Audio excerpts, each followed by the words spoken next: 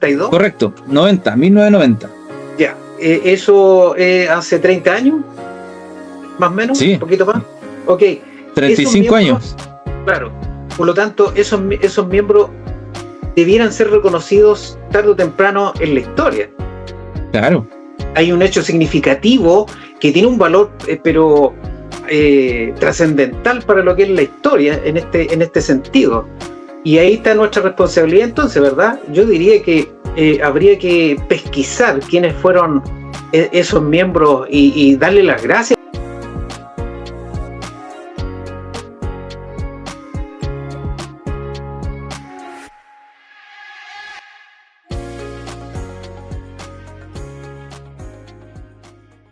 Hola, ¿qué tal? Bienvenidos a todos al canal Algo Muy Bueno.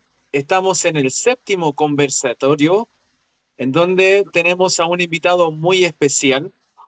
Pero antes de mencionarlo, quiero dar la bienvenida al hermano Juan, a nuestro querido también José Luis, para que puedan presentarse antes de pasar a mencionar a nuestro invitado especial. Por favor, hermano Juan.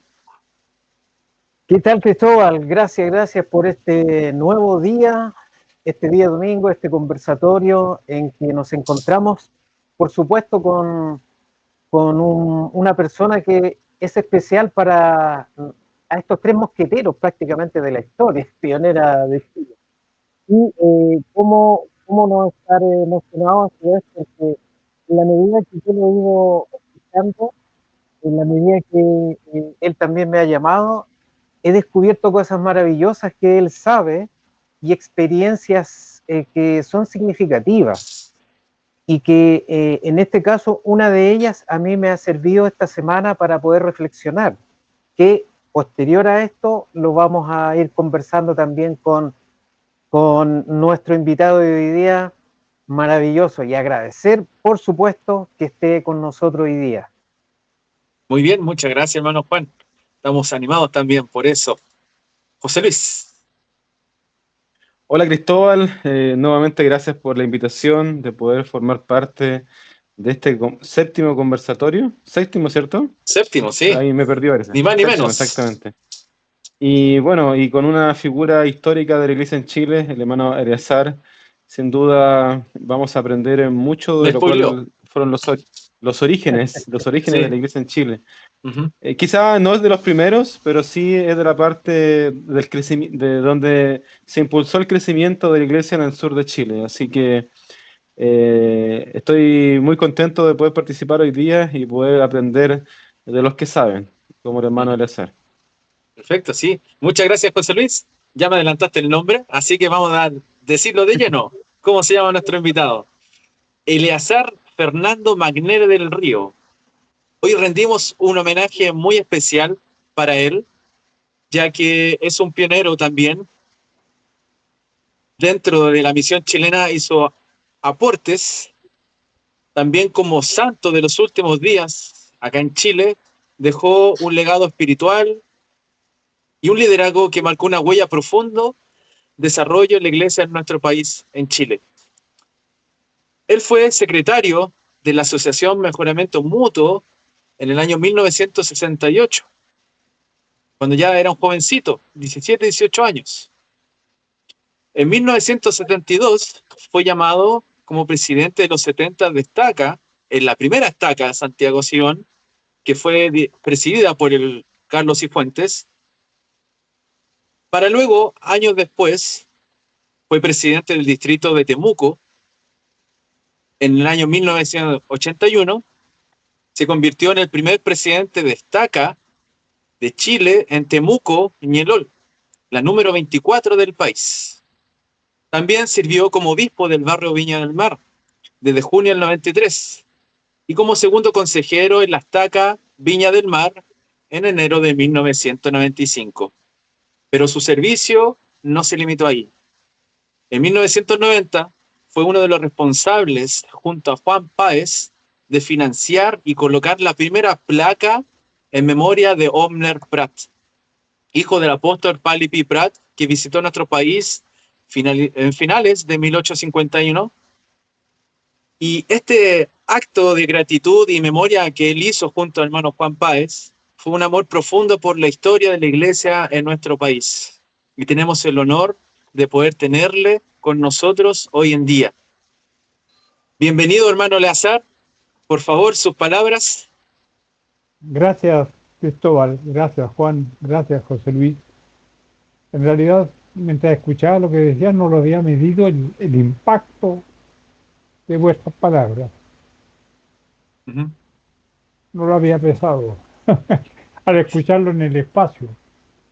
Sí, créame que tiene ese peso y usted es una gran herramienta, algo que impulsó algo grande acá en nuestro país. Así es. Así que bienvenido, hermano Eleazar, en este conversatorio tan especial, el cual tendremos esta oportunidad de conversar, de hacer unas preguntas con ustedes, tener su experiencia, porque dentro de esta introducción que hice no mencioné otras cosas, pero que sí van a salir dentro de este conversatorio, el cual va a ser a través de hermano Juan, José Luis, y también algunas preguntas que voy a realizarle yo. Bien, así que vamos a comenzar con las preguntas. Hermano Juan, por favor. Excelente, muchas gracias. Lito Magnera, así lo conocen las amistades. Lito Mañer. Lito Mañer. Lito Mañer lo conocen las amistades, según lo que nos comentaba Cristóbal. Y también me decía él, antes de ayer cuando me llamó, que a él sus amigos le dicen Lito, sus conocidos, la Perla García le dice Lito, todos aquellos. Bueno, estimado Lito, me gustaría saber, para la audiencia también, que nos ubicáramos cómo fue su conversión, cuándo se dio su conversión, cómo se dio, quién le enseñó, en qué año más o menos. Bien. Interesante porque una misionera argentina y una misionera norteamericana se encontraron con mi mamá en la calle y en la conversación mi mamá le expresó la idea cuando ellas se identificaron en ese entonces que eran miembros de la iglesia mormona. Mi mamá le comentó que entre mi papá y yo habíamos conversado de la iglesia mormona y que estaba listo que vayan tal día, y dio la fecha y llegaron las misioneras a la casa. Y antes, cuando nos avisó que iban a venir esas misioneras, mi papá y yo nos preguntamos, no recuerdo que hayamos conversado de la iglesia mormona, pero en la amabilidad las recibimos, las escuchamos, y en ese entonces las charlas duraban 5 o 6 meses porque era una visita cada 2 semanas. Y así nos conocimos. Y eso me fue aproximadamente en junio de 1966. Y la primera actividad que puse el pie en una capilla, en la capilla Manuel de Sala, en Ñuñoa, fue en un Halloween, una fiesta de Halloween que fui invitado. Y en ese entonces uno usaba un ternito, una corbata, porque no me puse disfraz, así que yo fui disfrazado de caballero, de joven. Y la hermana Campi se aseguró que una niña me acompañara. Y ella, la niña, venía disfrazada de bruja, con todo, y estuvo conmigo, fue muy buena anfitriona. Y en mi carácter jovial, en un momento después, para ser amable, le dije, gracias por conocerte, y ahora me gustaría conocerte, ¿te puedes sacar la máscara? Y ella me dijo, no, si no uso máscara. Yo me reí, pero a ella no le gustó el chiste. Parece que no, para la señorita no le era muy simpático una broma de ese tipo.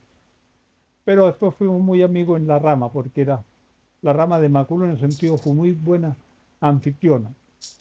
Y después, el 26 de noviembre, me bauticé. También puedo destacar dentro de lo que existe en mi formación. Yo jugaba mucho a la pelota en el barrio. Me gustaba mucho el baby fútbol y todas las actividades deportivas. De hecho, era miembro de la selección de atletismo del Instituto Nacional donde yo estudié. Por lo tanto, el deporte es parte existencial de mi vida física. Entonces, cuando llegué a la entrevista con el líder de zona, el de Tyler, él me habló de guardar el día de reposo, cosa que no habían hecho las misioneras. Y cuando me dijo que no tenía que jugar a la pelota los días domingo, fuera prueba de fuego. Y yo lloré. Y estoy seguro que lloré porque no iba a jugar a la pelota, porque no estaba a esa edad, ni el conocimiento que tenía. No puedo decir si era un testimonio de la iglesia, sino que era porque no iba a jugar a la pelota. Siempre creí ese concepto, pero me bauticé y fue una buena decisión. Fue una buena decisión. Así que a los 16 años y medio entré a la iglesia como miembro de la iglesia. Y después de ahí me he mantenido apegado a los muros de la iglesia por todo el tiempo. Ok, entonces en noviembre, el 26 de noviembre del año 66, Exactamente. siendo un joven. Siendo un joven. Saliendo Excelente. poco tiempo de la pubertad. Y Empezando la adolescencia. pero por supuesto, ahí bullendo ahí toda la energía, lo atómico cuando uno es joven. Y la otra pregunta que quería hacerte, Lito, es de esa conversión, ¿qué es lo que más te llamó la atención de la doctrina? Lo nuevo, quizás tú ya llevabas una religión antes. Sin embargo, ¿qué te llamó la atención para poder convertirte en rigor? Bueno, yo me puedo considerar que yo era un fiel católico. Digo fiel en el sentido amplio, porque yo todos los meses de María yo iba a la iglesia y cumplía los servicios en la iglesia, y generalmente los días domingos yo iba a la misa porque teníamos una parroquia cerca de la casa donde yo vivía, y siempre mantuve la conducta correcta, por decirlo así, del miembro que va a misa para cumplir con devoción la misa. Y me sentía disconforme con la conducta de mis compañeros que iban con las niñas, hablaban de las chiquillas, se hacían señales, y yo les criticaba y les llamaba la atención que estábamos en misa y después de la misa podíamos ir a coquetear con las chiquillas, pero no hacerlo en la iglesia. Así que tuve esta conducta, y después en la iglesia fui ordenado diácono, maestro, presbítero, y fui aprendiendo de inmediato los conceptos, los cuales los iba asimilando como reales desde el primer momento, porque la comparación y la existencia de vida que tenía con el catolicismo me hacía al tiro reconocer las diferencias que yo percibía que no estaban tan bien, pero las aceptaba como un proceso histórico. Después fue entrando como un conocimiento doctrinal más firme. Y por mi formación académica, siempre razonada y siempre razonado con los conocimientos que estoy teniendo y buscando información adicional de lo que estoy escuchando. O sea, siempre aprendí que no era buena la obediencia ciega, ni el aceptar algo por aceptarlo, sino que tenía que preguntarme algo que me satisfaciera mental y espiritualmente. Y si yo tenía un concepto adquirido y alguien tenía que demostrarme que mi concepto estaba equivocado para que yo lo cambiara. Pero si no era capaz de demostrarme que yo estaba equivocado, no cambiaba mi concepto. Por eso el razonamiento es parte integral de mi conducta doctrinal, con cualquier tema que estés analizando y estudiando. Porque así fui reconociendo la iglesia, y yo diría que no tengo ningún tema doctrinal que no haya sido analizado y escuchado, y cuando alguien me parece que no tengo ni un pro ni un contra, buscar la información. Y en varios temas he sentido la respuesta como la da el Espíritu Santo, que llega así en un momento de reflexión, y a veces también me he dado cuenta que no llega en momento de reflexión, sino que uno puede estar mirando un paisaje y de repente llega la respuesta a la pregunta que uno estaba haciéndose. Y llega con tanta suavidad y tanta simpleza que uno siente que el deseo de compartirlo con algo, mira lo que descubrí, y a veces no hay nadie con quien compartirlo, y uno siente la alegría de la claridad de la información que ha recibido frente a una duda que uno tiene. Así es. Maravilloso, o sea, estamos hablando del año 66, los años 70, donde había un clima social distinto que el de hoy día, tecnología, el teléfono en pocas casas, la amistad y los amigos eran como lo más fundamental que uno tenía como joven, porque no había celular para conversar. Entonces, claro, tenías razón en eso de la sociedad de amistad. Y algo me ibas a decir, Lito.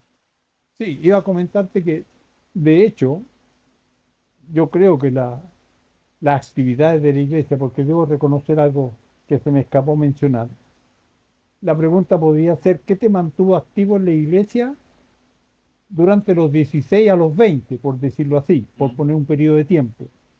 Y yo diría que en la rama de Macbul y en el distrito de Santiago, la Asociación de Mejoramiento Mutuo, la Mutual, y su programa de integración de la juventud que partía desde los 12 hasta los 35, 36 años, que tomaba a los jóvenes, y hombres y mujeres jóvenes también, más los hombres EMI y Espigadora, que eran los mayores de 18 años, pudimos desarrollar actividades de todo tipo, desarrollo de talentos, desarrollo deportivo, folclore, festivales de teatro, festivales de oratoria, actividades deportivas en la cancha de la capilla, de manera que en ese tiempo llegó un momento en que yo iba a la capilla los días martes, miércoles, jueves, viernes, sábado y domingo. En toda la semana. Todas las semanas había, después de las 7 de la tarde, íbamos a la capilla y no éramos pocos chicos, y había deportes, por lo tanto, mis ganas de jugar a la pelota no las perdí, porque habían deportes en la capilla. Y al lado de la capilla de Manuel de Sala, los cadetes de la Universidad Católica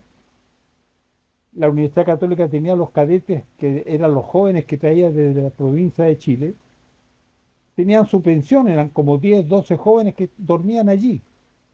Pero los jóvenes, con el ruido nuestro en la cancha, ellos venían, atravesaban, y después las noches jugábamos a la pelota con los jugadores de la Católica que después pasaban al fútbol profesional. Y conocimos a varios como cadetes que después fueron profesionales. Así que eso me mantuvo, yo diría que eso me pudo mantener activo en la iglesia y no encontrar ningún motivo como para ir a buscar otras experiencias. Sin dejar, y por decirlo así, sin competir, porque en mi barrio también pertenecía a un club juvenil. Por lo tanto, la iglesia y el club juvenil no eran competidores que tenían que elegir entre uno y otro, sino que sabía equilibrarlo completamente. Qué buena, Lito. ¿Sabes, Lito? Algo de eso hace un tiempo atrás José Luis, que es el administrador de la plataforma Historia Pioneros de Chile, hacía una pregunta al conjunto de los que pertenecemos a esta plataforma sobre, por ejemplo, que desde afuera hoy día ven que nuestras capillas están como cerradas, entre comillas. Sí. Posteriormente a lo que yo digo, vamos a conversar de eso, quizás José Luis lo tome.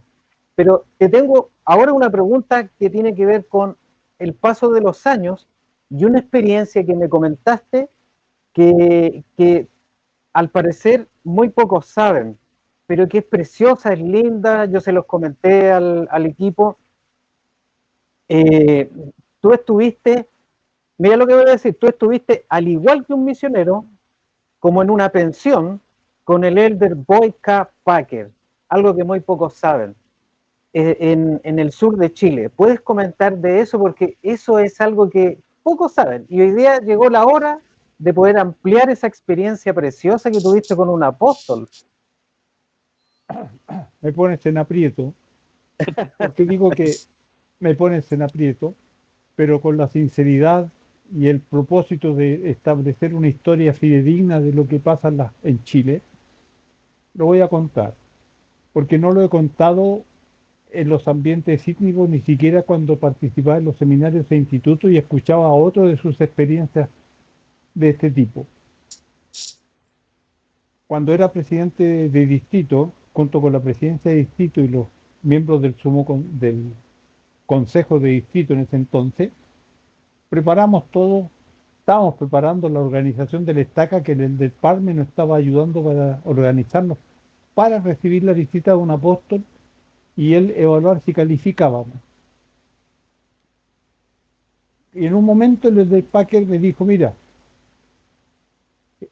del Parme me dijo, el del Packer viene desde China a Chile y va a venir directo y viene con el horario cambiado y algo cansado.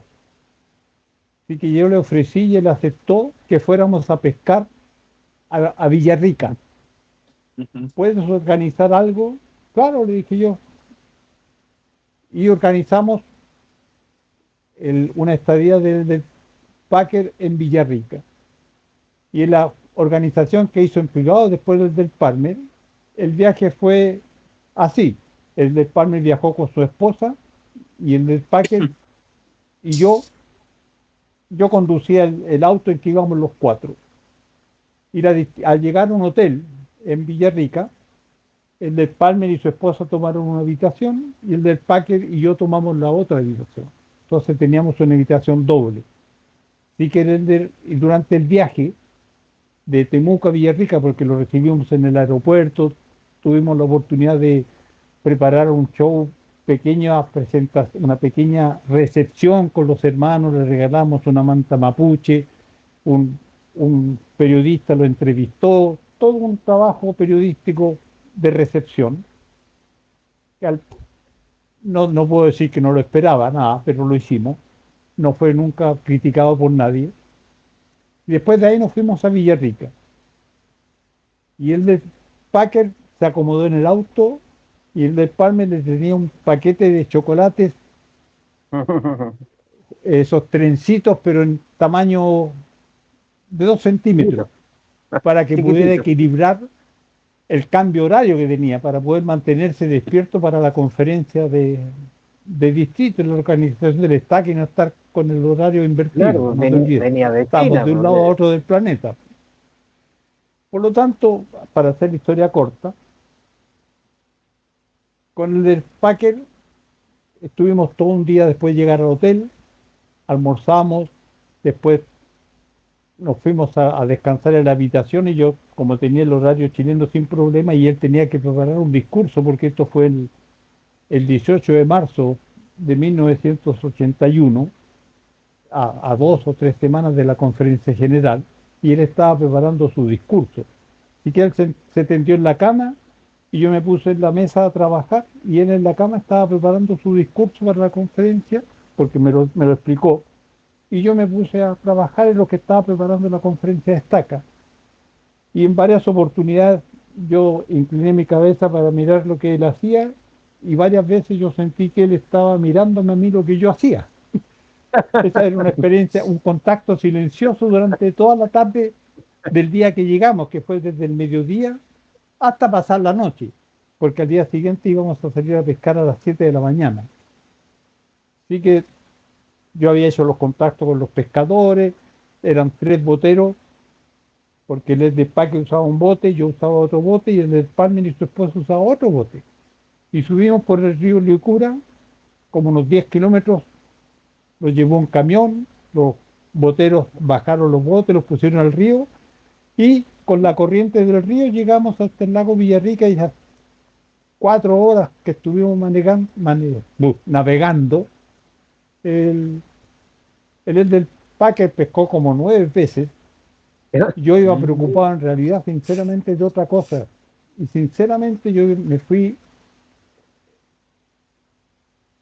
Yo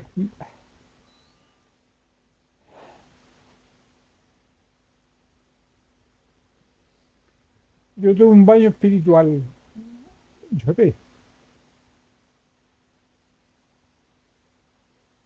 no pesqué ningún pescado. Si no es por el pescador que manejaba mi bote, quizás con un par de peces pudimos almorzar, porque al llegar después al lago Villarrica navegamos como 1 hora más hasta que nos acercamos a una orilla, y los boteros sacaron los botes y se pusieron a limpiar los peces, y almorzamos pescado los 4, y los pescadores, que prepararon muy sabrosamente los pescadores. Y después volvimos a la tarde al hotel, nos acomodamos, y en la tarde, en la hora de 11, nos fuimos a Temuco, y el del Palmer pasó la noche del viernes al sábado en su hotel más relajado, y el domingo comenzaron la entrevista conmigo para preparar la organización del Estaca. y la organización del Estaca de Temuco, cuando el del Packer me llamó con el del Palmer actuó como traductor, el del Packer dijo mi nombre y me dijo: usted va a ser el presidente del Estaca de Temuco. Yo me quedé sorprendido porque le pregunté al del Palmer en español si iban a entrevistar a más personas. Y el del Palmer me dijo: no, el del Packer no quiere entrevistar a nadie más que a usted. Y así se organizó la Estaca de Temuco. Gracias Lito, qué especial, qué momento, que debió haber sido, como tú expresas, emociona poder imaginarnos, con el poder de la imaginación, ir a tu lugar como nos lo cuentas, y obviamente, claro, debe haber sido pero muy, muy especial, y directamente con un apóstol que te mire y te diga: usted va a ser el presidente de Estaca. Esa experiencia debió haber sido muy increíble, muy especial, y gracias por comentarla, Lito, porque está en la historia. Es algo precioso que debemos saber, y que tú la dejas como un legado, esta experiencia, para las nuevas presidencias de Estaca, que están hoy día apareciendo jóvenes, incluso jóvenes solteros hoy día son consejeros de Estaca. Pero de todas maneras, gracias Lito, porque se entiende y se comprende que tú has querido siempre estar como de bajo perfil, no aparecer tanto como otros, no sé. Pero gracias Lito. Bueno, por eso te decía que no lo compartía, por eso con ustedes son el primer grupo que lo hago. Ni siquiera en un testimonio, ni en una conferencia, pues no había dicho nada, ¿no? Maravilloso. Muchas gracias, hermano. Muchas gracias, hermano Lito. Gracias, hermano Juan, por sus preguntas.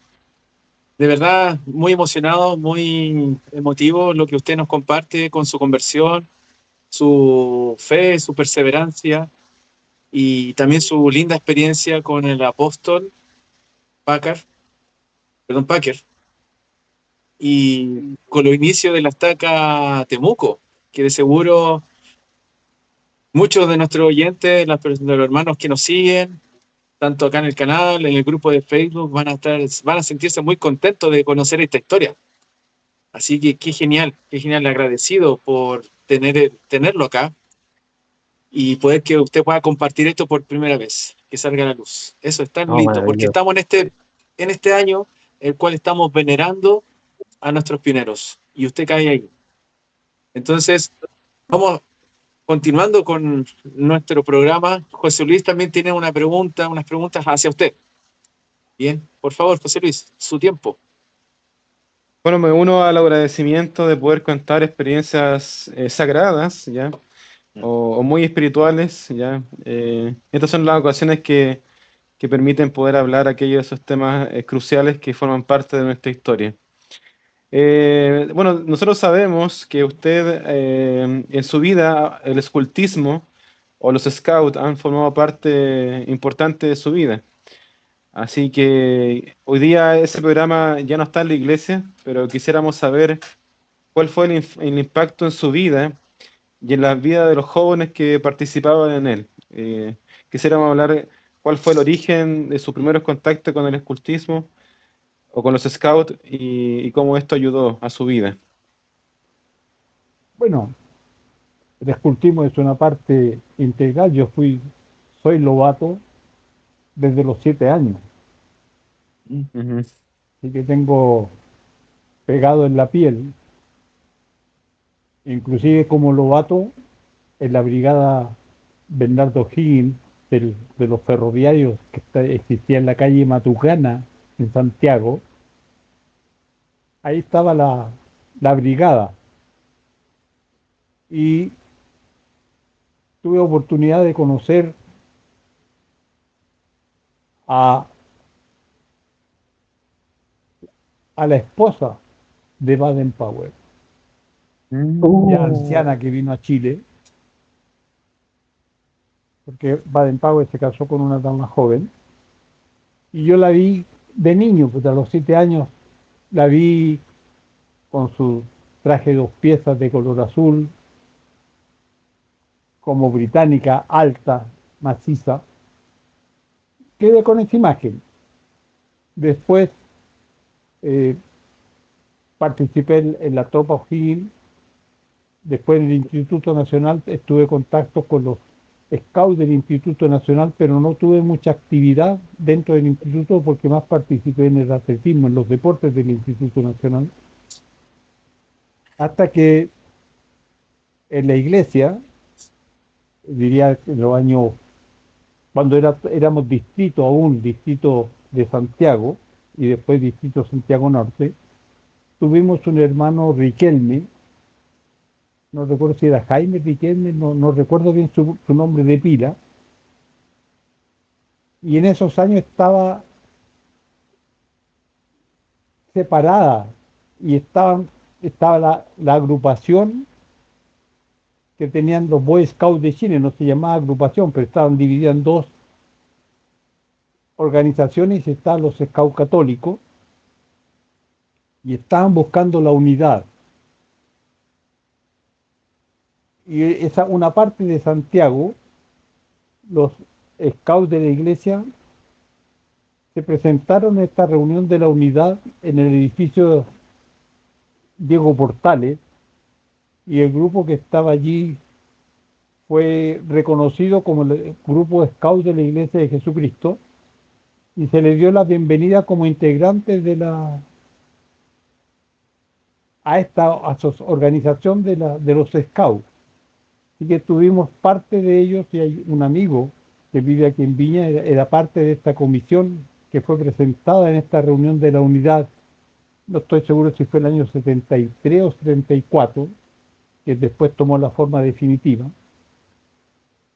Y también después, como yo me fui al sur el año 73,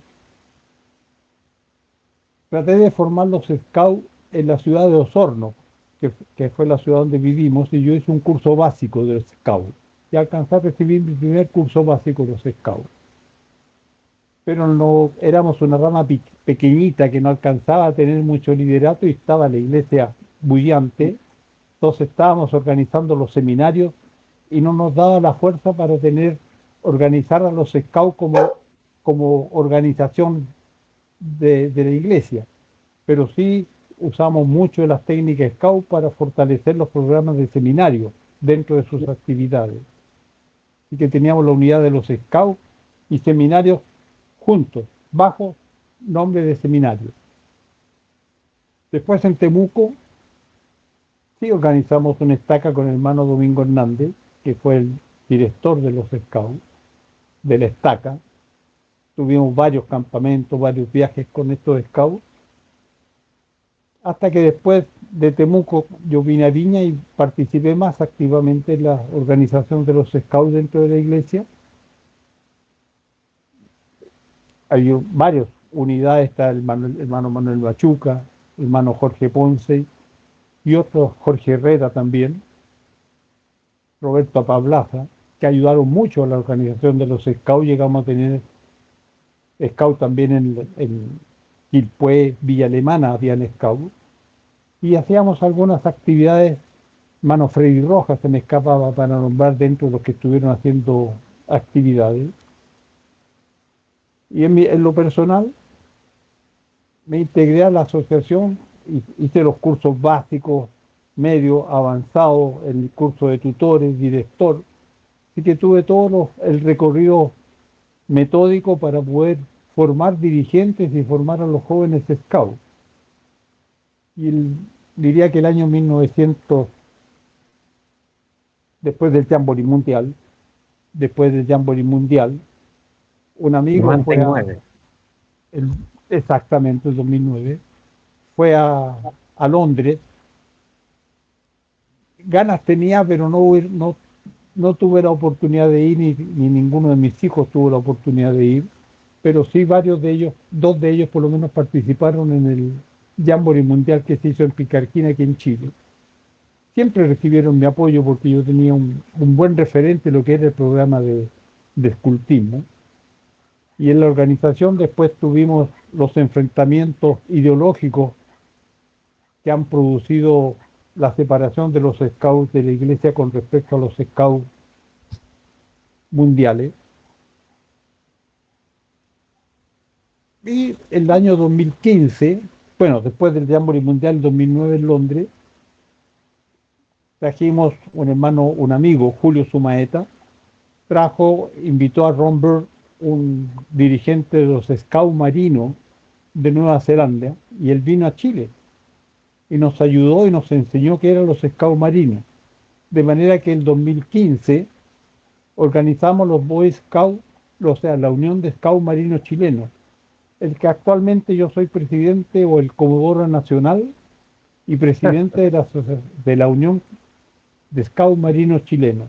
Llegamos a tener 10 brigadas, pero con la pandemia perdimos varias y ahora tenemos muy activa, muy buena, una unidad en Arica que está trabajando muy bien, y que hay un contacto que si puedes tener, José Luis, después te lo puedo compartir, si tienes interés en contactarte con ellos. No son miembros de la iglesia, son muy buenas personas, muy buen trabajador, muy buen dirigente, muy convertido en el escultismo y con un trabajo ideal de cuidar a los niños en los ideales de Scout y en el amor al mar. Así que en este momento tenemos esta unidad, pero también ayudamos a organizar en Puerto Varas una unidad fuerte de Scout marino, que un grupo de ellos, no estoy seguro si fueron 2 o 4, participaron en una competencia náutica en Noruega. Y ahora tenemos esta unidad y también alcanzamos a organizar un Scout, una unidad, ayudar a organizar la Scout marinos en Ecuador. Eso es lo que hasta el momento hemos podido hacer con los Scouts marinos y tenemos ese buen desafío de hacer algo, porque es un buen elemento para poder separar a un joven y preparar al joven para la sociedad. Por eso, y el lema de los Scouts marinos decimos, siempre listos, mejor preparados. Somos más ambiciosos hacia la excelencia. Esa es mi experiencia del escultismo. Y creo que... Muchas gracias, hermano. Es bueno. Muchas gracias. Bien. José Luis, ¿tendrá otra pregunta o...? Solamente esa. Ya, perfecto. Hermano Eleazar, agradecido por toda su experiencia en el Scout y que sigue activo hoy en día. Es impresionante también. Cristóbal, Sí. 2 cosas. Qué maravilloso, Lito. Entonces tú conociste a la esposa de Sir Lord Baden-Powell, Sí, a Miss Olave. Olave. Sinclair, Miss Olave Sinclair. Eso ya es Creo que maravilloso porque Creo que fue el eso mismo en partió en el 1957 Instituto o Nacional. 58, no estoy seguro del año, yo era niño. Qué maravilloso, eso es algo increíble y que tú la hayas conocido, porque para los que somos scouts, que alucinamos con Sir Lord Baden-Powell, pero haber conocido a la esposa también es una vocación. Ella era una entregada al escultismo como su esposo y forjar carácter de los niños, de los jóvenes, para que sean un bien para cualquier sociedad, pues, o sea, pero qué maravilloso, Lito, ese sí que es una experiencia. Yo creo que el Sí. René González, que en estos momentos debe estar escuchando, se va a sorprender también como buen scout. Él fue dirigente, yo lo conocí siendo dirigente él también acá en Santiago. No, gracias por eso, Lito. Tesoros. No sé, no me he dado cuenta, llevamos 1 hora conversando. 40 minutos. Estamos bien. Mira, quería, si puedo tomarte, se me escapa un detalle importante Sí, para atrás, por favor. que tiene que ver con estos tiempos. El año 69-70, no te olvides que estamos en pleno mucho periodo político de nuestro país, que llegó un momento difícil en 1973. No puedo decir que yo sería el primer estudiante mormón, y disculpa que use la palabra mormón, por lo menos que yo esté conocido, que ingresó a la Universidad Técnica del Estado a estudiar ingeniería. Y en ese año 69, 70, había mucha, ahí en la Universidad Técnica del Estado, que era el fortín del izquierdismo, de la brigada Ramón Parra. Y en los patios de la escuela era común las discusiones políticas y los conversatorios y las discusiones entre distintos grupos que habían en la universidad, porque no habían otra manera de hacerlo. Como dijiste tú, no habían celulares ni nada por el estilo. Entonces, recuerdo que en varias ocasiones, pero una en particular en la que quiero compartir, estábamos conversando con dos o tres compañeros de primero sobre religión y política, porque todos querían saber qué era el mormonismo. Y yo, como me identificaba como mormón, todos querían saber qué era mormón. Y ahí de repente aparecían los comentarios políticos entre mormón e ideología. Y llegó un momento después de la conversación que todos opinamos, que ya el grupo de conversación éramos como 40 los que estábamos en el patio en esa conversación. Y de repente estábamos conversando y alguien expresó una idea y un ideólogo gritó: sí, pues Jesucristo es el primer marxista, el primer socialista de la historia. Sí. Y yo no sé de dónde saqué la inspiración y me salió tan del alma, porque se hablaba fuerte, porque tenías 40 auditores que están escuchando lo que están todos conversando. Se me ocurrió responderle y decirle: ¿no será que los socialistas quieren tratar de aplicar los principios de Jesucristo? Y el tipo que dijo la expresión no supo qué contestarme, se empezó a echar para atrás y se fue. Y yo me sentí como un héroe de haber dicho eso en una discusión política en plena Universidad Técnica, patrón del comunismo y del socialismo universitario. Los grandes temas académicos universitarios en estos años. Sí. ¿Por qué lo comparto? Porque nunca he tenido temor de expresar las ideas razonando, argumentando y explicando, no imponiendo criterios, sino llegando a la conversación franca, abierta, honesta y sincera con las personas. Y eso he mantenido a través del tiempo, ha sido mi tónica. Mire, relacionado al tema académico, en la iglesia, usted también cumplió un rol en el sistema educativo, ¿no? Sí. Perfecto. ¿Usted podría hablarnos sobre cuál fue ese rol? Y también, usted es bien amigo de un ex misionero que se llama Richard Brinhall, que fue miembro de los Mormon Four, este grupo, este cuarteto, que se dedicaba a cantar y era una forma de proselitar para dar a conocer la iglesia en su tiempo. Fueron respaldados por el presidente Palmer. De hecho, se presentaron en varios auditorios, en el Canal 13 inclusive. Y usted es muy amigo de uno de ellos, de Richard Brinhall, el cual también cumplió un rol importante en el sistema educativo en los años 70 y que llevaron a un disco. A ver si usted nos puede comentar sobre su rol y sobre eso. A ver, bueno, son temas tan buenos que me entusiasmo. Párenme en el momento oportuno, por favor. Dele nomás, Lito, dale nomás. A ver, Ricardo, voy a hablar, cuando digo Ricardo estoy refiriéndome a Rick Brinhall. Me comentó que cuando él regresó de la misión y en sus primeros años profesionales ingresó al sistema educativo de la iglesia ya no estoy seguro si fue primero en Arizona y después en Lago Salado, y él, cuando ingresó al sistema educativo de seminarios, planteó la idea que le gustaría, si alguna vez piensan llevar seminarios a Chile, a él le gustaría venir y abrir y trabajar en los seminarios en Chile, cosa que en 1972 ocurrió. Y él me comentó que los seminarios primero llegaron a Argentina el año 71, y desde Christensen, que era director del sistema de seminarios e institutos en Lago Salado, dice que se acercó al presidente Harold B. Lee y le preguntó, presentándole los planes que tenía el departamento de seminarios e institutos, con la idea de que tenían aún en carpeta de si venían, mandaban o abrían los seminarios en Chile. No se olviden que para el año 72 ya estaba el gobierno de la Unidad Popular en Chile con todos los tropezos de relaciones con Estados Unidos, control de la religión, control de la juventud, control de la educación.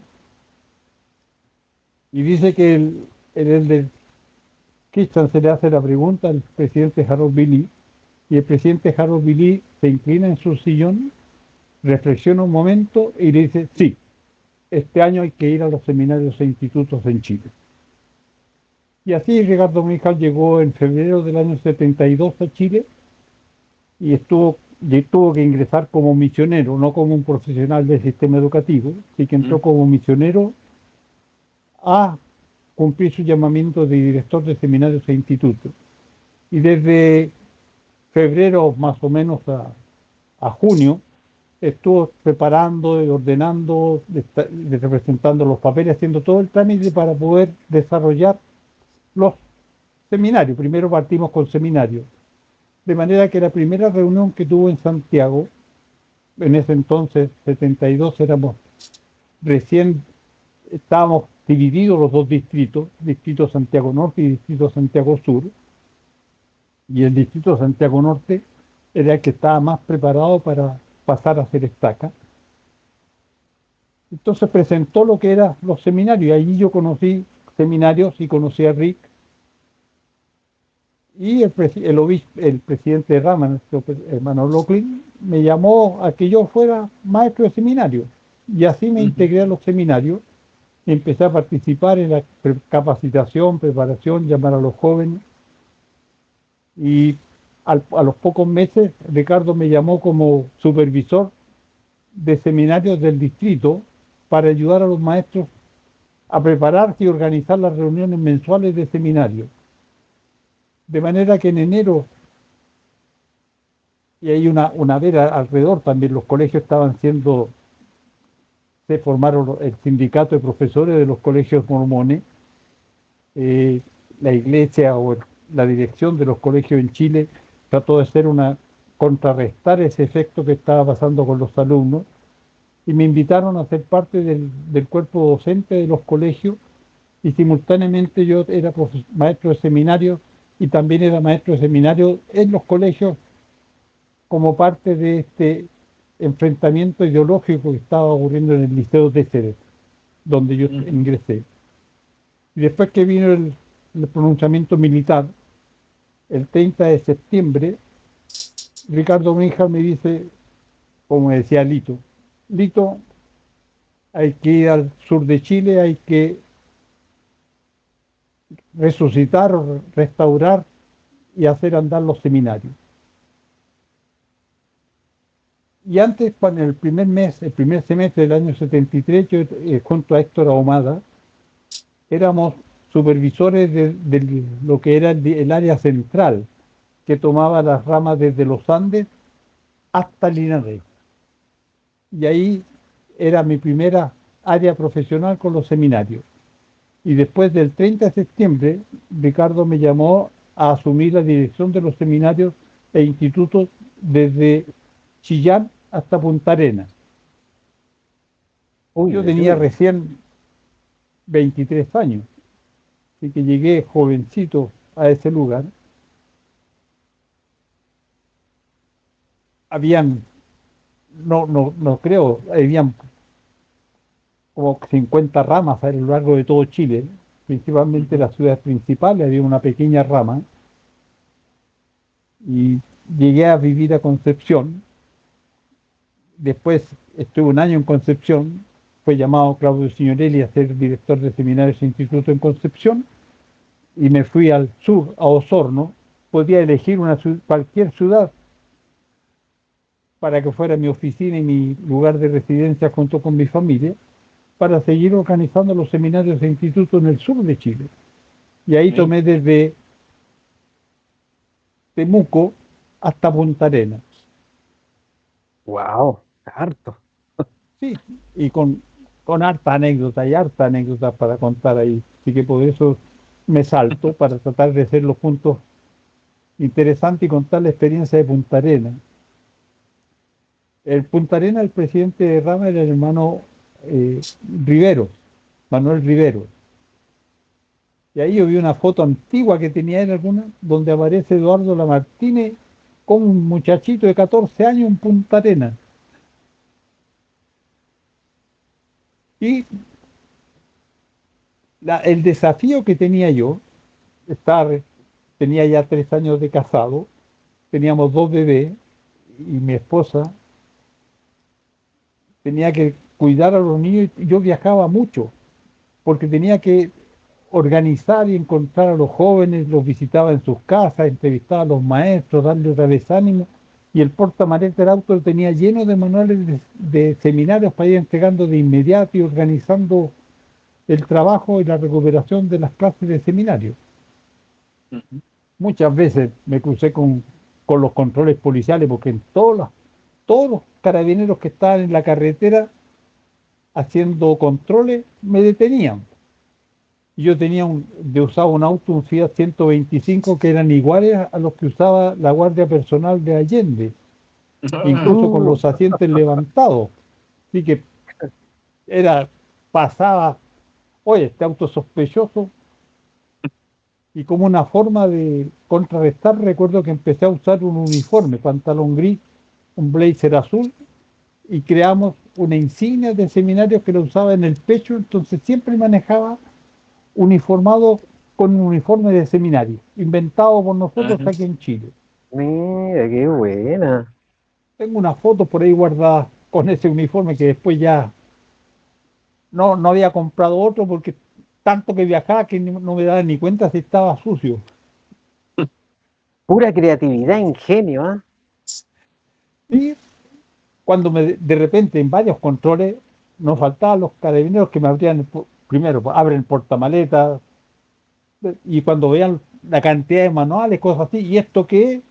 Nos faltaba el que decía, yo decía, bueno, son manuales de religión acá. No, este material no puede circular, hay que requisarlo. No, ¿cómo lo va a requisar? Les decía, si son religión, porque eran manuales, los manuales de seminarios de esos años eran con instrucción programada. Por lo tanto, no eran como una Biblia, sino que era instrucción programada. No sé si alguna vez ustedes lo han visto, cómo fueron esos manuales. Sí, yo pasé por eso. ¿Te acuerdas que eran un volumen? Eran 8 manuales que tenían como como 30 centímetros de altura si los ponía uno sobre otro. Sí. Es interesante. Y en Punta Arenas, el presidente de Rama, el presidente de misión de ese entonces, el del presidente Clay, en su misión tenía como objetivo impulsar la organización de estaca.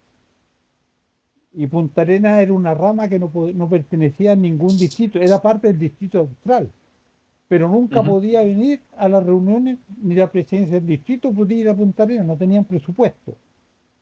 Pero yo como encargado de seminario tenía presupuesto para ir a las reuniones mensuales a Punta Arenas, que por presupuesto no iba todos los meses, pero iba cada 2-3 meses a Punta Arenas. Y que cuando llegaba allá, era la única autoridad chilena sobre el presidente Rama que llegaba de visita a Punta Arenas. Él me decía, mire, el presidente de misión ha venido 2 veces, cuando llegó y cuando se fue. Así que entonces como los vuelos viajaban los aviones los martes y jueves. Entonces yo llegaba un jueves y tenía que devolverme a casa el martes. Entonces estaba en Punta Arenas de jueves a martes. Y el presidente Rama me sacaba el jugo. Así que el día jueves, normalmente llegando al mediodía, en la tarde ya me llevaba a él a recorrer las casas de los miembros como la visita que venía del continente, a animar, dar bendiciones, compartir. Después el día viernes, durante el día visitar, y en la noche del viernes hacíamos una actividad familiar o una reunión como un baile, una actividad de jóvenes. Después el día sábado teníamos las reuniones mensuales de seminario y en la mañana visita a más familias. Y el sábado en la noche tenía que capacitar al sacerdocio, sin tener un llamamiento aún eclesiástico. Pero como venía del continente, para el presidente Rama era bueno que alguien de afuera pudiera ir enseñando las normas de la iglesia, cómo enseñar a los maestros, cómo enseñar al sacerdocio. Te recibían como una sábado, estrella, entonces, como el alguien importante. Claro, Literalmente el sacerdocio en acción. Claro que sí. Y el día domingo daba la clase del sacerdocio, daba la clase de la escuela dominical y daba un discurso en la sacramental. Sacan el jugo. No me perdía el día. Y en la tarde, después dicen que nadie es profeta en su tierra. Y el día lunes partíamos a las visitas o noches de hogar con familia en particular que el presidente quería que hiciera. Así que él me sacaba el jugo, como digo, de jueves a martes. Nunca pude llegar a echarme, a descansar, a hacer turismo, no podía. Creo que la única oportunidad que tuve con el mismo presidente de Rama me llevó a Fuerteventura, en el estrecho de Magallanes, y fuimos un día de madrugada a cosechar centolla, o a cazar centolla, mejor dicho. Así que, y después cuando el presidente se organizó la misión Osorno, y el presidente de la misión Osorno me llamó como su consejero, ya después llegaba entonces a las reuniones de seminarios e institutos a Punta Arenas y organizando las ramas, dividiendo Punta Arenas, rama 1, 2, 3, 4, la rama que estaba más al norte, Puerto Natales. Ahí ya lo podía hacer con autoridad del sacerdocio que me daba el presidente de la misión para poder enseñar con propiedad y hacer llamamientos, hacer entrevistas y cosas por el estilo. Así que aprendí desde los 23 años a asumir responsabilidad eclesiástica sobre la marcha, encima del tema. Sin duda, eso lo hicieron desarrollar tanto mental, física, en todo su estado de crecimiento espiritual, también temporal. Le ayudó muchísimo el tener toda esa relación, todas esas travesías que tenía. Exacto. Cristóbal. Exacto. Sí. Lito, estoy entendiendo y estoy comprendiendo entonces lo siguiente. Chile no es un país muy, muy fácil por lo complejo de lo geográfico. Son casi 4.500 kilómetros a lo largo y 170 kilómetros de ancho. Lo más difícil es extenderse a lo largo de Chile. Es muy complejo, es difícil. Pero estoy entendiendo, y esto yo creo que para la nueva generación, la que hoy día, la generación emergente, es decir, tú tuviste funciones de liderazgo en esas condiciones, cuando no habían conferencias vía satélite, cuando había que escuchar por radio, si es que la radio estaba buena, tenías que caminar, me imagino, muchos kilómetros, y a los 23 años pienso que estas comunas, estos lugares, hay muchos que no, la nueva generación no saben que tú estuviste allí, que tu huella está allí, desde Temuco hasta Punta Arenas, el estrecho de Magallanes. Entonces, mira lo que estamos escuchando de tus propias palabras, algo pero hermoso, precioso, algo que yo en lo particular siento una emoción de saber cómo es que se estableció la iglesia en esos años. Y la verdad es que, cómo no, darte las gracias, Lito, porque, oye, cualquier joven no hace esto. Tiene que tener una fe inmensa, tiene que tener un amor por lo que está haciendo único. Y cómo no agradecerte, como nos decía Cristóbal delante y José Luis, porque eres un pionero que nos deja algo, pero lleno de valor, un ejemplo que hoy día hasta las capillas hoy día están a la vuelta de la esquina. Y algunas veces no vamos porque me duele un dedo. Pero mira lo que tú hiciste, eso yo no lo había escuchado tan cercano de un pionero. Sí, correcto. Hermano Lito, para ir ya cerrando el último marco de este conversatorio, me gustaría que nos dejara claro, después de toda esta travesía, esta experiencia tan linda que tuvo en el sur, cómo llevó o se llegó a hacer este disco tan emblemático del año 70, con las canciones tan lindas que marcaron muchas generaciones en ese tiempo, donde cantó mi tía, Sí. Melba, Sí, que me acuerdo fue de ella. hermana de mi papá, del historiador Rodolfo Acevedo. Sí, me acuerdo de ella, me acuerdo de ella. ¿Cómo fue esa Mira, experiencia, hermano Lito, según su visión? a ver, primero reconocer la capacidad de Ricardo Brinjas, la fe tremenda que tiene él. Y no tengo ningún temor de decir como dirían en un lenguaje eclesiástico, no de la iglesia, mi patrono. Pero en el escultismo diríamos mi tutor. École. Y preocupado, él también sacrificaba mucho de su tiempo, mucho de su dedicación, con una gran esposa que le ayudaba y le apoyaba. Y su capacidad en el canto, él tiene muchas, ojalá algún día podamos tenerlo como que nos cuente su experiencia en vivo de los Mormon Folk. Sí, sería genial tenerlo acá en un conversatorio. Hagámoslo, pero adelantando un poco, él aprendió para mejorar su canto, aprendió canto en la Universidad Católica, tuvo algunas clases de canto para ser un mejor cantante en el Mormon Folk. La experiencia que cuando llegó, cantó en el canal católico, el cardenal le tiró agua bendita para que no fuera a contaminar al público. Y como cantaba, entusiasmaba a las personas, a los hermanos, y utilizaba ese don como para atraer a las personas, como un flautista de Amelín, por decirlo así. Que era muy llamativo en la iglesia, que necesitamos encontrar a alguien de talento y que la gente viene porque le gusta escuchar. Somos muy gregarios los chilenos, muy gregarios. Sí. Entonces, justo en Estados Unidos había un grupo que había sacado la canción Go My Son, y Rick la tradujo, la preparó, y la Melba, con su voz linda, la interpretó, y Ricardo Brinjas le hace el segunda voz.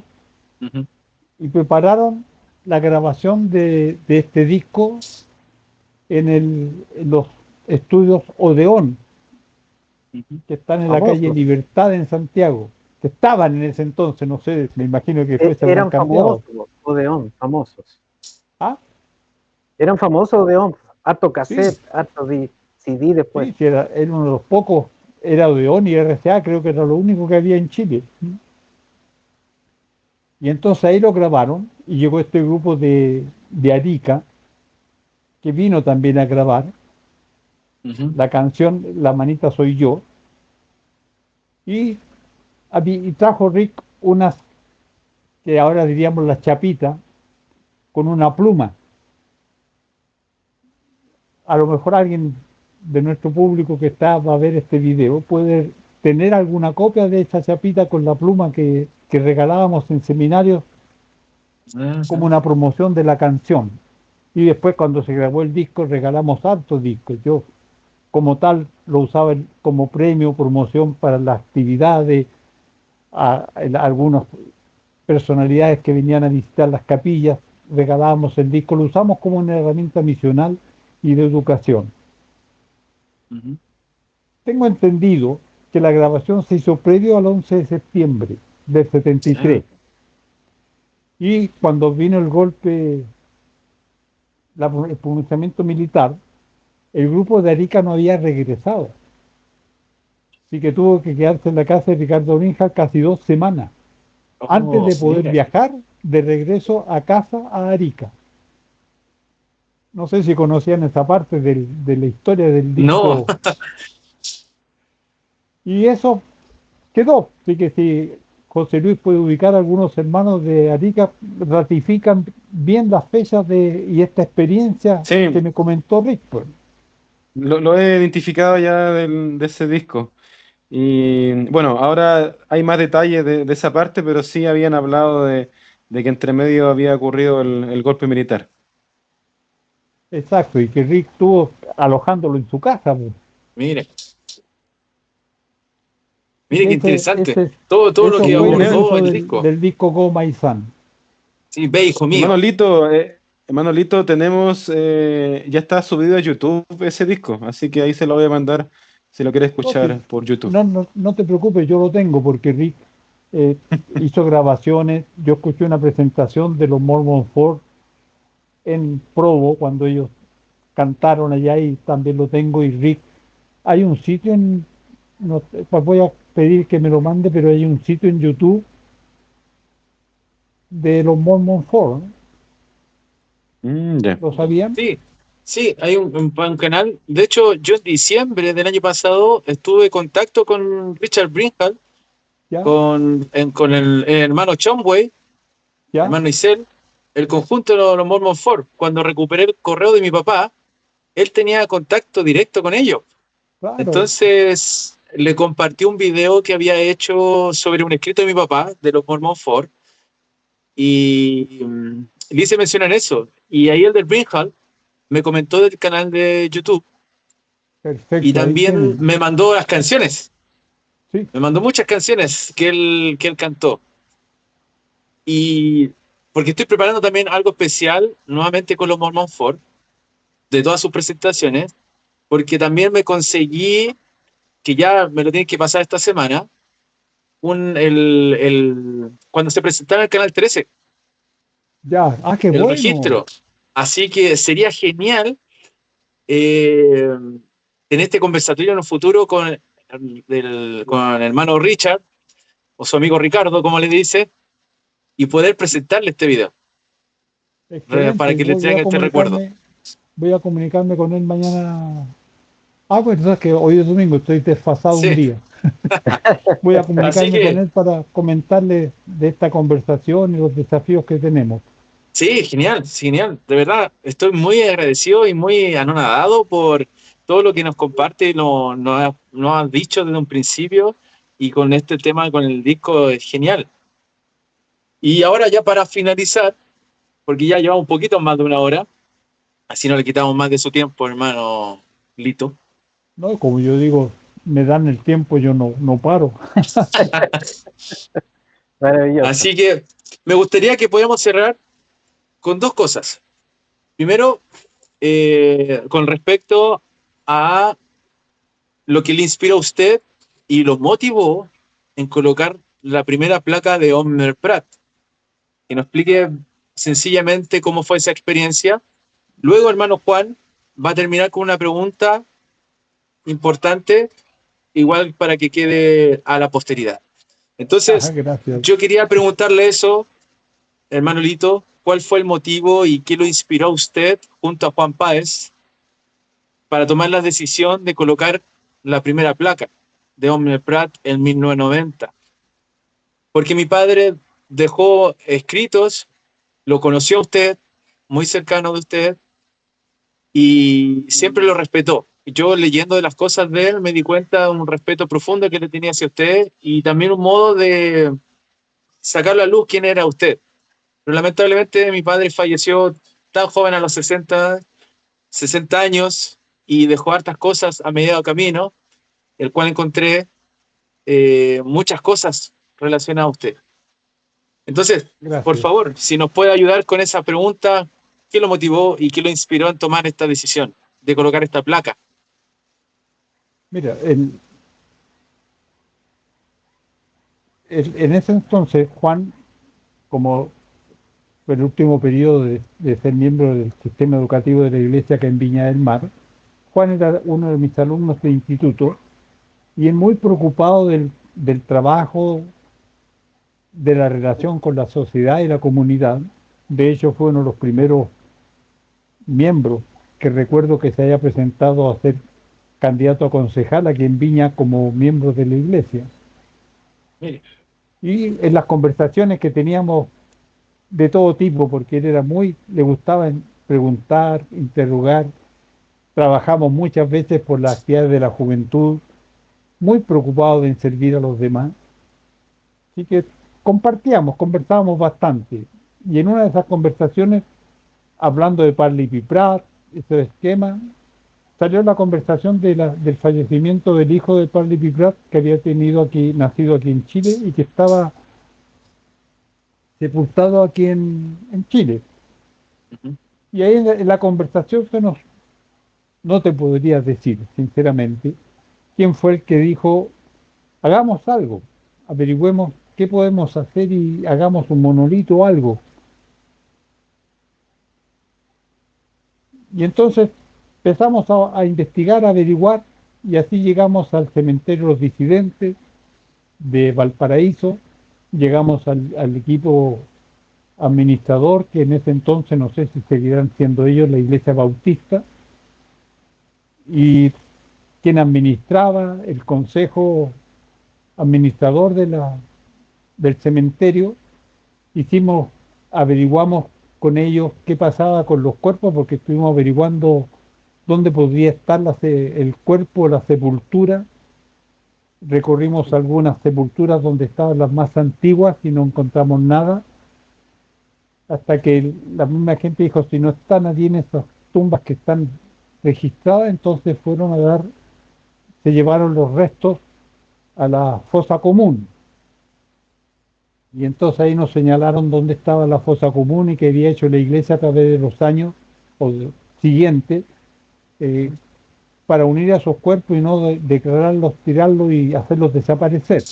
Y ahí entonces nos mostraron que habían creado una fosa común y sobre la fosa común levantado una pequeña capilla o un pequeño mausoleo donde están todos los cuerpos depositados, de los cuales después ya no tenían ningún pariente, nadie se preocupaba de ellos, y eran restos que había que tenerlos para dar más espacio, porque el límite del cementerio no podía crecer más allá que el que existía allí.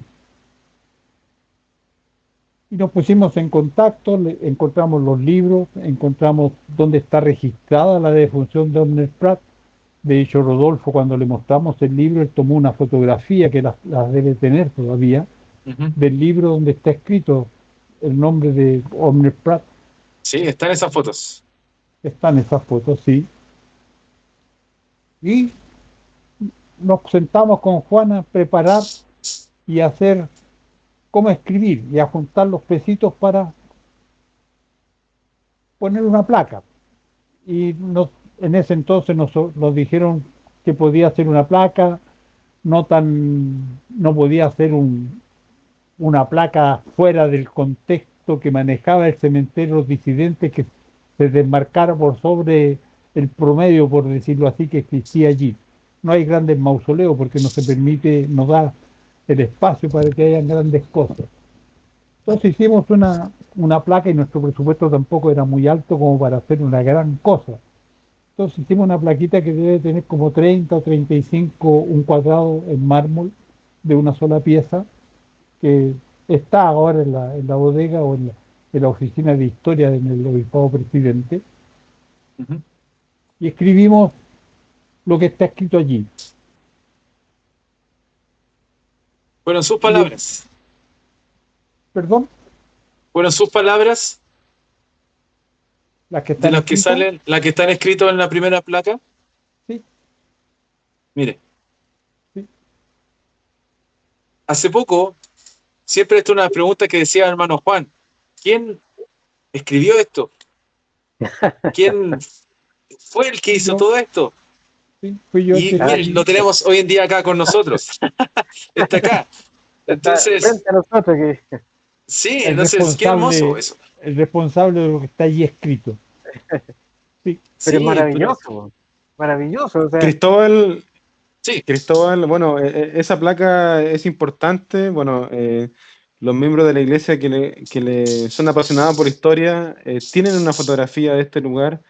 Gracias al hermano Lito, bueno, esto ha servido también como inspiración para tomar el nombre de Omer Pratt, para que se convierta en el primer instituto de estudios de la iglesia. El Instituto de Estudios Omer Pratt se va a formalizar el próximo mes, así que este es un camino es una línea de acontecimientos históricos que hoy día se va a coronar con un instituto de estudios, en la cual se realizarán estudios académicos de la iglesia. me gustaría agregar un detallito. Sí. El Juan, la mamá de Juan Páez, era florista en el cementerio Santa Inés de Viña del Mar. Así que y Juan muchas veces ayudó a su madre trabajando allí en el cementerio como tal, por lo tanto tenía contactos con las personas que grababan. El encargado de producir la placa de mármol y llevar el texto para ser escrito, eso lo hizo Juan. Yo soy el creador del texto, pero el trabajo físico de que se hiciera en la placa, se escribiera y se elaborara y se llevara al cementerio, fue Juan. Ahí está. Un reconocimiento Con trabajo, a él. una dupla, lo hicimos juntos. Y sin duda cumplieron un rol fundamental. Mi padre, Rodolfo Acevedo, escribió un artículo el año 90, 24 de noviembre de 1990, y fue para la Chuf News, y habló sobre esto, sobre esta placa y esta conmemoración, el cual mencionaba que miembros locales habían juntado sus dineros propios para poder levantar esta placa. Pero mi padre siempre se caracterizaba por ser la fuente primaria, buscar, poner los nombres, todo. Y me parecía curioso que no pusiera los nombres reales de las personas, que no estuvieran. Y eso también quiero preguntarle a usted. ¿Usted pidió o que se bajara un bajo perfil, que no pusiera tanto su nombre ahí? No recuerdo que me haya comentado Rodolfo de que iba a publicarlo en el Church News, pero sí conversamos en la ceremonia que se hizo en el cementerio, lo acompañé a que tomara la fotografía porque él estaba muy entusiasmado tomando fotos, entrevistando personas, y yo siempre he comentado, tal como dice, porque no es un querer llamar la atención. Yo le dije que no era necesario que publicaran su nombre y que pusimos plata, porque en ningún caso quería que me devolvieran esa plata, sino que era un donativo nuestro y un esfuerzo local. Y que si alguien quisiera decir, díganos cuánto es para devolverlo, no, que se mantuviera en privado, porque no queremos que nos regresen la plata como para quitarnos el honor. Como dijo el rey David, no quiero que esta cosa que le queremos a nosotros no nos cueste nada. Que nos cueste algo por lo menos. Así que mantuvimos la privacidad.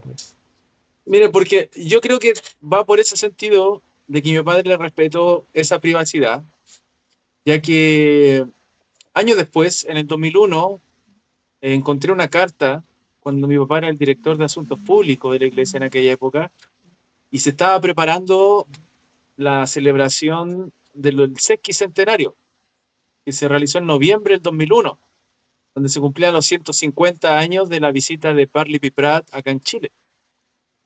Y él mandó un correo a la estaca Valparaíso, Quillota y Viña del Mar. Y dentro de ese correo, hermano Lito, puso su nombre y de Juan Páez. Él puso tal cual, que por favor consideraran invitar a Eleazar Mañer y Juan Páez, ya que cumplieron un rol fundamental para la colocación de la placa de Omner Prat.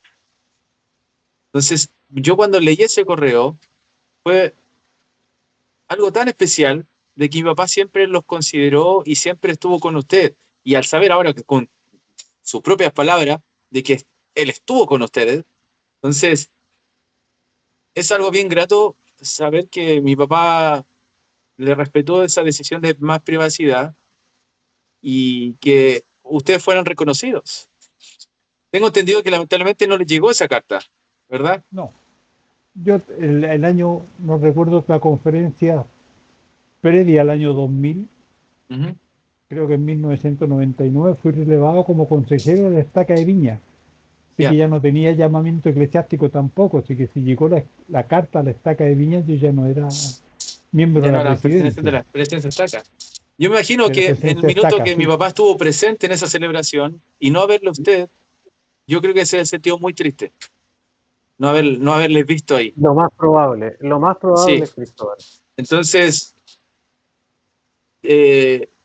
por eso yo quise, cuando a través del hermano Juan Rodríguez, que está acá presente, parte de este conversatorio, y es saber que usted hizo todo esto, de inmediatamente busqué los archivos de mi papá y encontrar su nombre de todo lo que usted hizo. Y además mi papá estaba creando un libro que se llama Años. Este lo dejó a mediados, no tan completo, el cual abarcaba de los años 1800, siglo XIX, siglo XX, siglo XXI. Y en el año, si abro el archivo 1990, ahí aparece usted, junto a Juan Páez. Y lo mismo que usted nos está narrando sobre el lugar donde posiblemente estaban los restos de Omner, de la capilla, están escritas ahí. Mi papá se lo registró y puso su nombre y también creador del texto. Entonces, qué bendición poder tenerla acá y poder tener su presencia, verle directamente y homenajearlo, hermano. Porque de verdad este video completo es para usted. Tiene que quedar este registro histórico de saber quién fue usted, junto a Juan Páez, con todo ese apoyo, ese amor que tuvieron por la historia, y dar este primer reconocimiento a Omner. Bien, entonces yo quería comentar eso para que usted tuviera presente que mi padre siempre lo tuvo en su corazón, y quería mostrarlo en algún minuto, que usted surgiera, se viera su nombre, su honra, por así decirlo. Así es. Correcto. Entonces, nuevamente muchas gracias, hermano Lito, por todo lo que hizo. Y de verdad, este camino que empezamos desde su conversión, su historia, cómo permaneció en la iglesia y cómo sigue en la iglesia, su historia también de los scouts, su historia con el sistema educativo, en todo lo que usted aportó en el sur de Chile, sumado a lo del disco, long play, con esta bella música, estos detalles de la primera placa, es un tesoro. Entonces esto va a quedar para aquí, para la posteridad. Ha sido un gran privilegio. Siempre he pensado que es un trabajo mancomunado, por eso no es ponerse como en primera línea, como el guaripola de algo, no va conmigo. Somos un equipo que trabaja por el bien y la gloria de Dios nomás. Eso. Así que muchas gracias. Vaya, por favor. Una pregunta. Sin antes solamente decir algo, Lito, que hace un tiempo José Luis nos hacía la pregunta en la plataforma, y que escuchándote con mucha atención, de por qué hoy día las capillas prácticamente están como muertas en la semana, cuando en esos años yo pasaba igual que tú de martes casi a domingo en la capilla, jugando a la pelota o haciendo cualquier cosa. Me acuerdo que fuimos de la rama, de la casa, fuimos a armar la capilla nosotros, la cuidábamos en la noche, tenía yo 15 años, y había mucha actividad bullente con los jóvenes para arriba, para abajo, después los scouts, fuera del cuadrado de cemento de la capilla, nuestros líderes nos sacaban al cerro, aquí en Santiago, a la montaña, para allá, para acá, y salíamos de esta cosa que los jóvenes estamos siempre metidos en cosas que no nos sirven al final, pero que nuestros buenos líderes supieron ubicarnos. Y claro, la pregunta que hacía en su momento José Luis, hoy día, como opinión personal, hay que volver a hacer eso, porque la historia del pasado también dice por ahí que es para no repetir las mismas cosas que hicieron mal, sino que es lo que fue bueno para que hoy día lo volvamos a repetir. Los jóvenes pueden salir perfectamente de su celular si un buen líder o buena líder los saca hacia las cosas naturales. Bueno, pero ese es un tema aparte. La pregunta última que yo te tengo es, Lito, ¿qué mensaje tú le das a la nueva generación? ¿Cómo perseverar? ¿Cómo lo has hecho tú? ¿Qué tenemos que hacer para seguir adelante? Buena pregunta.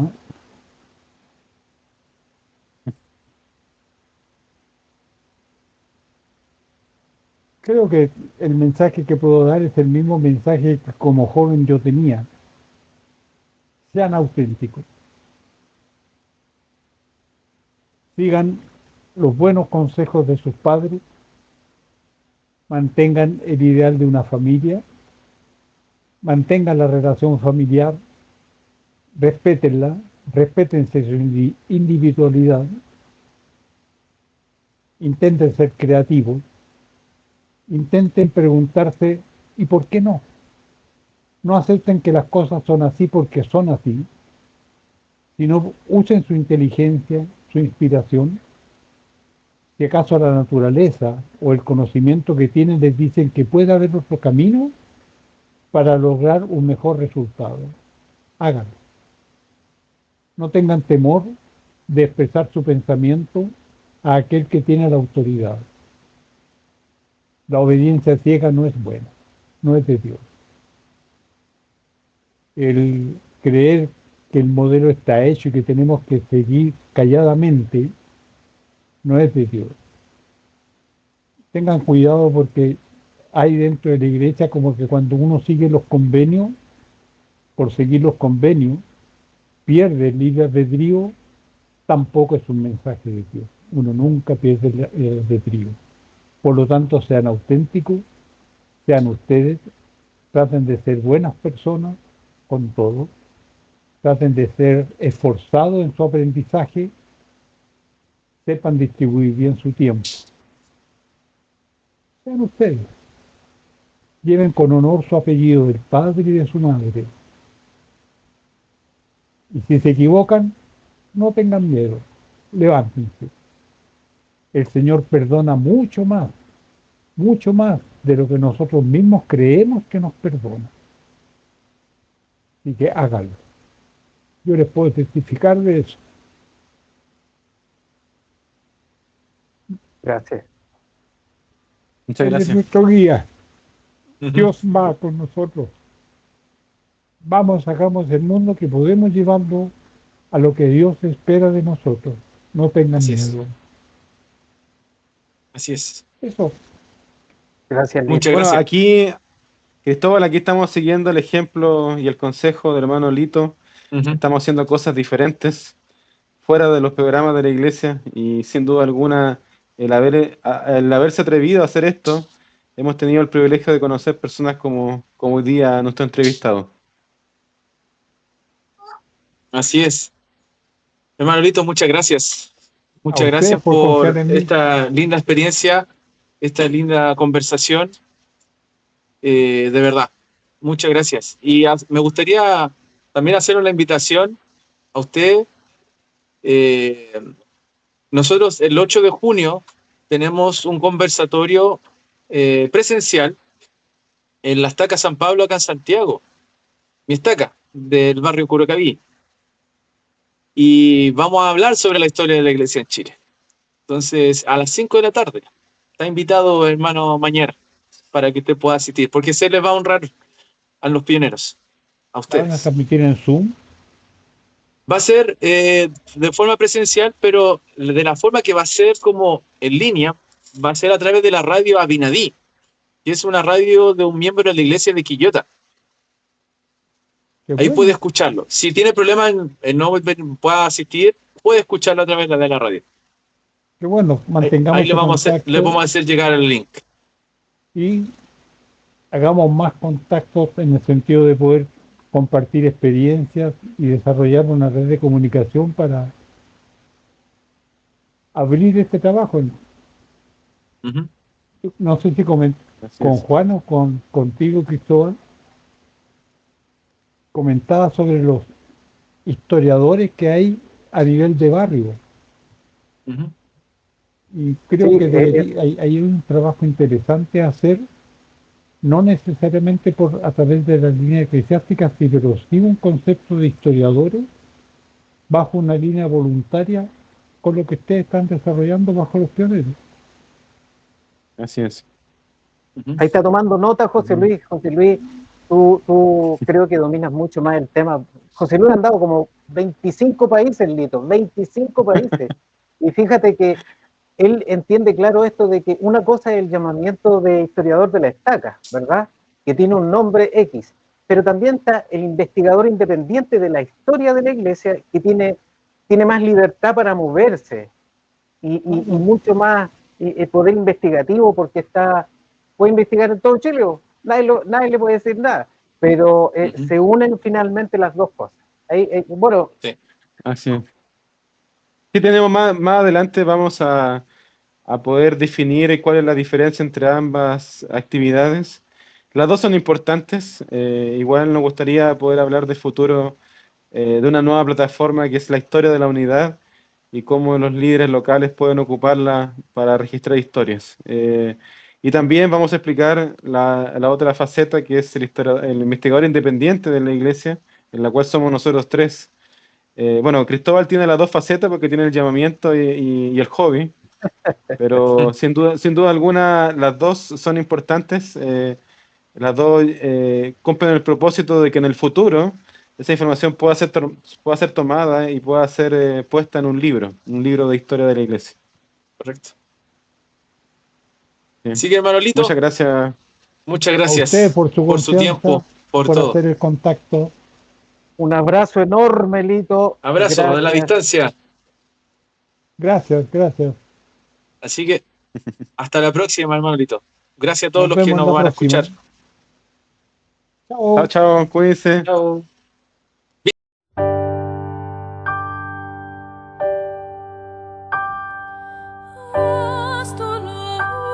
Hasta raya el alba, luz y justicia.